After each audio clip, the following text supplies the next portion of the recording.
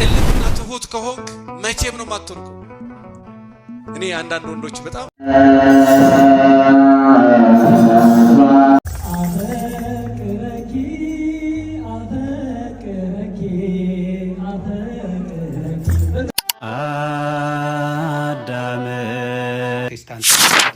ሁለት አይነት እምነት ነው። እንዲሁም ኦርቶዶክስ ሶስተኛ ሃይማኖት አንድ ላይ ቁጭ ብለን ስንነጋገር ነበር። ምንድነው ስግደት ሁሉ ምን የሚል ነው? ኦርቶዶክስ የምትለው ስግደት ሁሉ የአምልኮ ስግደትና የአክብሮ ስግደት አለ ብላ የኦርቶዶክስ ወንድሞች ምክንያታቸውን ከመጽሐፍ ቅዱስ እያቀረቡ በደንብ በጥቅስ እያደረጉ ሲያሳዩ ነበረ። ይህን ነገር ውለታው ታሪኩም ይሰፈር። ይኸው ጌታችንን አልቻለውም አፈር።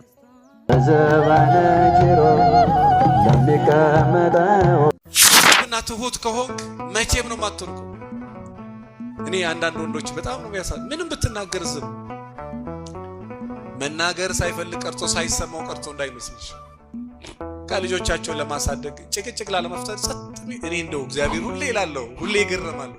ዝም የምትሉ ሰዎች ግን የእውነት በድጋሚ እግዚአብሔር እናመስግኑ። ምን አይነት አስተዋይነትን እግዚአብሔር እንደሰጠክ። አስተዋይነት እኮ ነው። ዝምታ እኮ ጥበብ ነው። ዝምታ እኮ አስተዋይነት ነው። እየተሰደበ እየተናገረ ጸጥ የሚል ሰው እኮ ጥበበኛ ነው አይደለም? ባለቤቷ እየተናገራት ውስጧ እያረረ ጸጥ የምትል ሴት እኮ ነገሩን ላለማባባስ ነው። የእውነት በጣም ጎበዝ ሴት ነሽ። እግዚአብሔር ይባርክሽ። አዎ መናገር ይቻላል። ትከሻ መለካካት ይቻላል። አዎ በዚህ ዘመን ደግሞ በተለይ ሴቶቹ ስፖርተኛ ናቸው። እናገራለሁ እንደ በፊቱ ደባደባለሁ ብለህ አጸፋ ምላሹን ውልቃት አለብኝ እናም ብለህ ትኖራለህ። ከዛ በኋላ ቅጥቅጥ አለብኝ በዚህ በኩል የምን ቅጥቅጥ ነው? የባለቤቴ ማስታወሻ ነው። ብድግ ብላ ነው መሬት ሴራሚክ ላይ ያፈረተችው። ከዛ በኋላ ዲስክ መንሻ የምን ዲስክ ነው? ባለፈው እንደዛ ብድግ አድርጋ እንደ ሴራሚክ ላይ ያፈረተች አሉት። የዛሬዋ ስፖርተኛ ነች። እንደ ወንዱ ሰነፍ አይደለችም። ሁሉም ወንድ ሰነፍ ነው እያልኳቸው አይደለም። በጣም ጎበዞች አሉ። ሴቶቹ ያው የሚያዩት ነገር ስላለ በምትችለው አቅም ከጎረቤት ከዚህና ከዚህ እንኳን አጋጅተው በምግብም ቢሆን ራስን መጠገን ራስን መጠበቅ ላይ አንዳንድ ነገር ላይ ጎበዝ ናቸው። ዞሮ ባለ መጣን ሳይሆን ጉብዝና ለራስ ነው። ለወደፊት ማግባታችሁ ካልቀረ ሰላም የምትፈልጉ ከሆነ ደስታ የምትፈልጉ ከሆነ በረከት የምትፈልጉ ከሆነ ስለምትፈልጉት ነገር አጥኑ። በመንፈሳዊ ሕይወት ደስተኛና ስኬታማ መሆን የምትፈልጉ ከሆነ መጽሐፍ ቅዱስ ግለጥና በደንብ ሰርች አድርግና ስለዛ ነገር አምጥ። ማግባትህ ካልቀረ ስለ ትዳር በደንብ ቁጭ ብለህ ተማር። ማግባትሽ ካልቀረ ምንድነው ትዳር? ምንድነው? እንዴት ነው ትዳር የሚመራው? እኔ ምንድነው ኃላፊነቴ? ባለቤቴ ምንድነው ኃላፊነቴ? ሚስቴ ምንድነው ግዴታዋ? እኔ ምንድነው ግዴታው ብለህ በደንብ አጥና። ምክንያቱም መኖርህ ካልቀረ መኪና የምትነዳው እኮ መንጃ ፍቃድ ሲኖር ስለምት አነዳዱን ስታውቅ ተሳቢ መኪና ይዘህ አንተ የተሳቢ መኪና እንዴት እንደሚነዳ ሳታውቅ እንዴት ትነዳለህ? ላንተም ችግር ለሰውም ችግር ትፈጥራለህ። ሴቷም የማታውቂው ነገር እንዴት ትመራ? ስለዚህ ቁጭ ብለሽ እንዴት ናት መጽሐፈ ምሳሌ ምዕራፍ 30 ቁጭ ብለሽ አንብቢ። በወሩ መጨረሻ ያቺን ሴት ትሆኛለሽ። በየቀኑ አንዳንድ ነገር ብታስተካክሪ በወሩ መጨረሻ ላይ ባለቤቷ አመሰግንሻለሁ ባይላት እንኳን ሰፈሩ ሳሩ ቅጠሉ በእግዚአብሔር ፊትም የተመሰገነ ሴት ትሆናለች። በኋላ እናየዋለን። ከዛ ውጪ ደግሞ የትዳር አጋር ምርጫ የምን ምርጫ?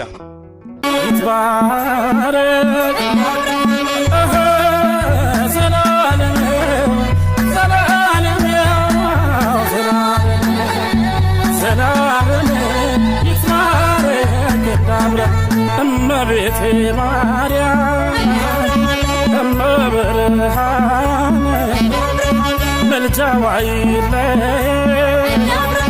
ከእኛ ጋር የሆነ ትንሣኤ ነው ለእኛ። ይህን ነገር ውለታው ታሪኩም ይሰፈር። ይኸው ጌታችንን አልቻለውም አፈር። በገዳዮቹ ፊት ድል ሆነ ዝምታው። የለም ተንከባሏል ድንጋዩም ከቦታው። ገላውን ያጠረው ቢወሳሰብ ክሩ ተፈቷል መግነዙ ሂዱና መስክሩ። ሞት ሊለይ አልቻለም ስጋውና ነፍሱን። አፈር በምን አቅሙስ ይደገፋል እሱን። ሰቀል ነው እያሉ ገደል ነው እያሉ ለጉድ ሲታበዩ ሞቶ የሚቀር አምላክ እንደሌለን አዩ። የከፈለልን ስቃይ መከራ ባይሆንም ምቹ መድኃኒት እርሱ ተነስቷልና ደስ ይበላችሁ። ሰላማችሁ ብዝዝት ይበልልኝ። እንዴት ናችሁ?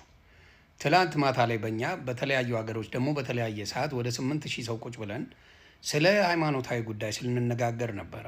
እኔ ቁጭ ብዬ በመጠየቅ በመታዘብ ሌሎቹ ደግሞ ሲወያዩ ነበረ።